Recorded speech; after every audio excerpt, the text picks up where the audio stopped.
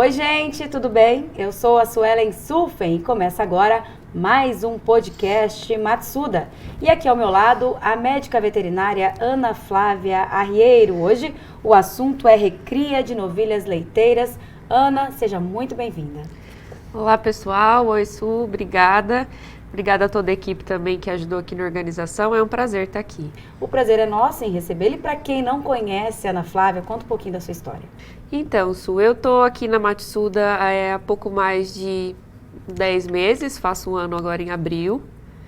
E me formei em medicina veterinária final de 2014, na faculdade de medicina veterinária de Araçatuba.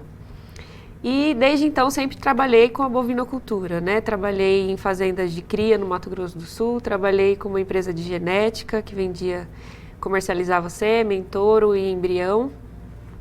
E fiz meu mestrado também lá na faculdade de Araçatuba. E agora estou cursando doutorado e estou aqui na Matsuda trabalhando com nutrição. E é muito bom ter você aqui com a gente falando hoje sobre gado leiteiro. Sabemos que a mineralização desses animais, ela é fundamental e tem que ter um cuidado especial, né? E vamos falar então de recria de novilhas leiteiras. Quais são os fatores relacionados com a precocidade sexual da novilha? Temos diversos fatores, né, relacionados. A gente não vai conseguir elencar todos aqui, que são muitas variáveis, mas um fator fundamental, por exemplo, na precocidade dessas novilhas é a genética, né? Essa idade que essas novilhas apresentam o primeiro cio, né, o primeiro estro, vai determinar a idade ao primeiro parto, né, como consequência, mas tem, como eu disse, diversos fatores. Por exemplo, um dos fatores que podem influenciar nessa idade à puberdade pode ser determinado desde a gestação. Então, se a mãe dessa novilha, né, dessa bezerra no caso, sofreu uma privação, isso pode influenciar também. Então, como eu disse, são muitos os fatores. Mas o ponto-chave, além da genética, né, como eu falei, é a nutrição também. Então, está muito relacionado com a velocidade de ganho de peso dessa novilha, né, durante a fase da recria e com o peso vivo, né? Essa apresentação do cio está muito relacionado com o peso vivo desse animal. Então, se uma novilha ela demora muito para ganhar peso, né, demora muito para chegar num peso adequado, aí, ideal, e para apresentar cio, ela vai causar prejuízo, né, vai ser menos produtiva dentro de uma propriedade. Mas uma novilha também que consegue, né, atingir seu peso, tem um ganho de peso adequado aí durante a recria, atinge a puberdade, emprenha, só que no momento do parto ela não tem uma nutrição adequada, né, um score adequado, peso vivo satisfatório, essa novilha também ela isso pode atrasar o seu desenvolvimento. Então essa novilha ela vai ter uma reconcepção mais atrasada, o intervalo entre partos vai ser maior e isso também vai causar um prejuízo para a propriedade. Então a gente tem que cuidar da nutrição não só durante essa fase da recria, lógico, então a gente tem que cuidar, né, da nutrição durante essa fase da recria para assegurar que essa novilha tenha uma baixa idade à puberdade, consequentemente uma idade ao primeiro parto baixa também, para que ela possa ser produtiva dentro da propriedade, gerar mais produtos e ter uma vida útil maior dentro da propriedade. A gente pode dizer que a mineralização ela tem que ser feita 365 dias do ano. Exatamente, né? Como eu disse, desde a gestação, após o nascimento e durante toda essa fase da recria é muito importante a gente ter esse controle de ganho de peso dessa novilha para assegurar que ela atinja um peso ideal aí para expressar, né, esse cio e entrar em puberdade e conseguir emprenhar. E por que é importante monitorar o crescimento da novilha? Então, porque, como eu disse, a nutrição é uma peça-chave na fase de recria, né? Essa novilha precisa ganhar um peso de uma maneira rápida para atingir a puberdade, né? A tão buscada precocidade sexual. Mas essa fase de recria também é uma fase crítica para o desenvolvimento da glândula mamária. Então, se essa novilha ela ganha muito peso, né, deposita muita gordura, o depósito de gordura na glândula mamária durante a fase de recria vai atrapalhar o desenvolvimento dessa glândula mamária e pode influenciar na produção de leite desse animal. o que a gente quer, né, numa novilha é ganho de peso, mas o que a gente quer quando a gente fala em vaca é produção de leite, né? O ganho de peso já não é uma variável economicamente mensurada quando a gente fala em categoria vaca, né? O que é mensurável, o que é mensurado é o ganho é a produção de leite, né? Então, se a gente, durante essa fase de recria, atrapalhar esse desenvolvimento da glândula mamária, quando essa novilha virar uma vaca, né, quando ela parir e entrar em lactação, essa produção de leite vai ser diminuída. Então a gente tem que tomar bastante cuidado, tem que acelerar o máximo possível, só que tem que manter um ganho de peso adequado aí para que não atrapalhe esse desenvolvimento. Certo. E o concentrado que a vaca em lactação recebe, ele pode ser o mesmo ofertado para as novilhas? Não pode. Por quê? Porque as exigências são diferentes, né? A exigência de um animal da categoria de recria é diferente de um animal em lactação, né? Esse animal em lactação, ele, né, tem uma retirada de nutrientes do seu organismo diariamente ali através da ordenha. Além disso, o consumo do concentrado é muito mais alto, né? Pensando no que eu falei da gente regular o ganho de peso aí dessa novilha, se o concentrado que for dado para uma vaca em lactação for dado para a novilha, o consumo vai ser muito alto para ela, né? Então a gente tem que tomar cuidado aí com as exigências, né? Os níveis de minerais, que são diferentes, e o consumo também é bem diferente. Certo. E como os minerais, Ana, eles interferem na fertilidade do rebanho?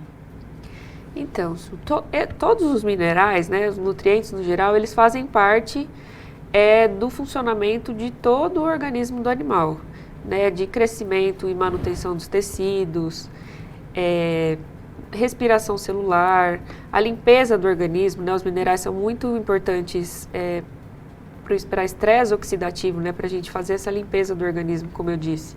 Só que eles também estão relacionados com as células reprodutivas. Então, a gente falou aqui de início da puberdade, né? Para isso acontecer, para ela manifestar o cio, ocorrem diversos mecanismos, né? Diversas alterações endócrinas dentro do animal.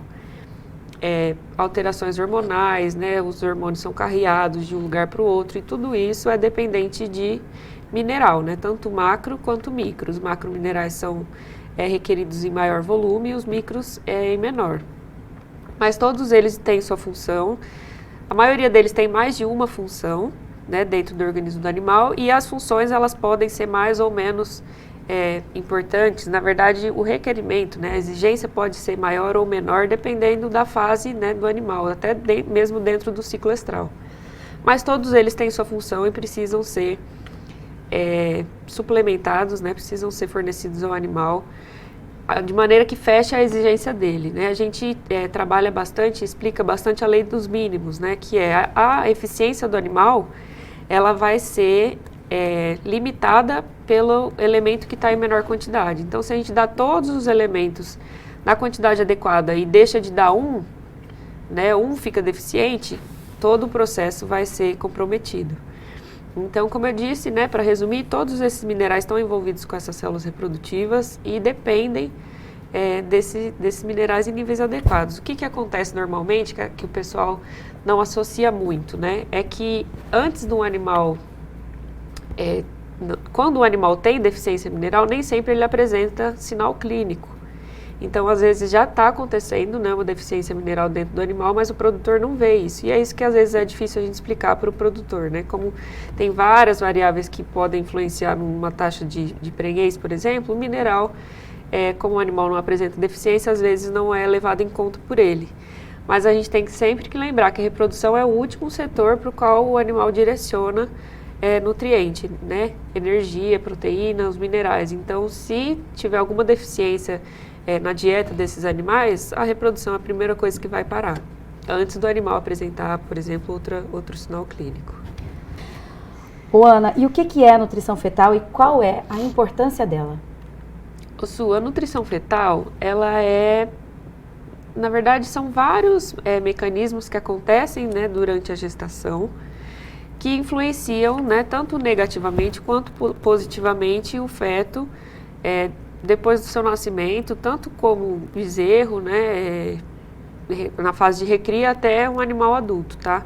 O que acontece dentro da gestação, como eu já até citei aqui, vai influenciar esse animal. Então, algumas coisas acontecem, são pré-determinadas durante a gestação. Então, essa mãe, por exemplo, vai depositar o número de células musculares no feto durante a gestação, vai depositar o número de adipócitos, né, que são células de gordura, durante a gestação.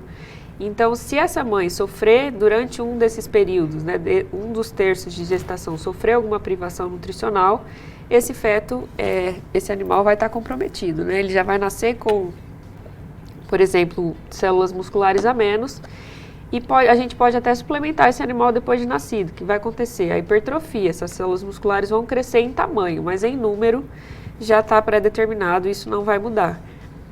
Então, a gente suplementar bem essa mãe vai causar um efeito positivo, né? Esse animal vai ter um potencial grande, né? Vai nascer com um potencial grande, vai conseguir expressar toda a genética que é investida dentro da propriedade. Ok, e que peso então tem a suplementação mineral na saúde dos animais? Então, assim como os minerais eles participam, né, desse funcionamento das células reprodutivas, eles também participam das células de defesa. O sistema imunológico, então, é a defesa sanitária que o animal tem, né, a barreira sanitária que o animal tem para se defender contra os patógenos que estão no ambiente ou até que vivem em equilíbrio dentro do próprio organismo. E assim que ele é exposto a alguma coisa, ele, né, recruta essas células para defender ou para expulsar alguma coisa que não está normal dentro do organismo.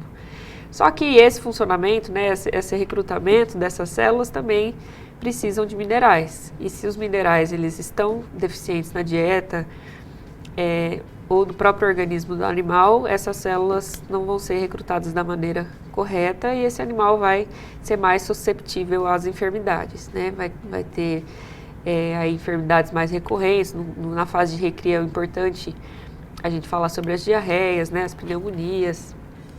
Enfim, tudo isso, se o animal tiver uma saúde imunológica em dia, né, uma boa suplementação mineral, ele vai conseguir combater esses agentes presentes no ambiente. E por que razão, Ana, a reconcepção da primípara ela é mais difícil? Então, a primípara é um animal que ainda está em desenvolvimento, né? A gente busca a puberdade mais cedo, só que a gente tem que dar suporte para que essa fêmea consiga continuar se desenvolvendo, né? É um animal que vai parir, mas é um animal que ainda precisa, né, de depósito muscular, está em crescimento ósseo e precisa de um cuidado especial. Como eu acho que eu até falei aqui no começo, se é um animal que consegue atingir a puberdade cedo, mas na hora do parto não está no score adequado, ela vai demorar mais para ter a segunda concepção, né? Então a gente tem que dar um suporte por isso, porque é um animal que ainda está em desenvolvimento. Então ele vai ter que se preocupar não só com a produção de leite, né, com a cria desse bezerro, no caso, na produção de leite para fazenda, como também continuar se desenvolvendo. Então ela tem uma exigência muito maior, tanto de mineral, quanto de proteína, quanto energia, nutrientes no geral, né? É um animal que precisa de um cuidado especial por isso. A gente tem que dar suporte para fazer com que ela consiga se desenvolver. Tem muita gente que fala, não quero que pare nova porque vai ser uma vaquinha para sempre. Não, na maioria das vezes é porque não teve o suporte nutricional adequado e para ela conseguir desempenhar as duas funções, né? Produzir leite e continuar crescendo. E falando em suporte nutricional, a Matsuda tem uma linha completa de produtos específicos para gado leiteiro no mercado, né? E tem produtos específicos também para esta categoria que é tão importante, que é a categoria de recria. Exatamente, né? Temos os produtos prontos para uso, tanto para vacas em lactação, que tem, né, uma produção aí até 10 litros, vacas a pasto, e temos um pronto para uso para novilhas também, como você falou, né? A gente se preocupa com saúde intestinal, com saúde imunológica, tudo que a gente comentou aqui para manter o animal saudável. A saúde intestinal para fazer com que esse animal ele absorva o máximo de nutrientes, né? Todo nutriente que ele está ingerindo, se ele tiver saúde intestinal, a gente assegura que seja absorvido, né? E a gente dá esse suporte através de aditivos e prebióticos. E também a gente tem os produtos para adicionar, né? A linha de núcleos, tanto para novilhas quanto para vacas em lactação, e produtos para bezerra, enfim, como você disse, é uma linha completa para diversas realidades, né? Hoje o Brasil é muito grande, a gente tem várias propriedades, cada um com a sua realidade, cada um com o seu nível de produção, e a gente tem uma linha completa para se encaixar em cada uma delas. Muito bem, então você que nos acompanhou, falamos sobre recria de novilhas leiteiras. Tem alguma dúvida, tem alguma pergunta, quer saber mais sobre esse assunto? A nossa equipe está aqui à sua disposição. E muito obrigada, Ana, pela sua participação aqui no nosso podcast. Eu que agradeço. Obrigada a todos que estão nos ouvindo, assistindo. E é um prazer sempre estar aqui. O prazer é nosso e até a próxima. Então, você que nos acompanhou, obrigada pela companhia. Continue acompanhando os nossos podcasts Matsuda e até a próxima.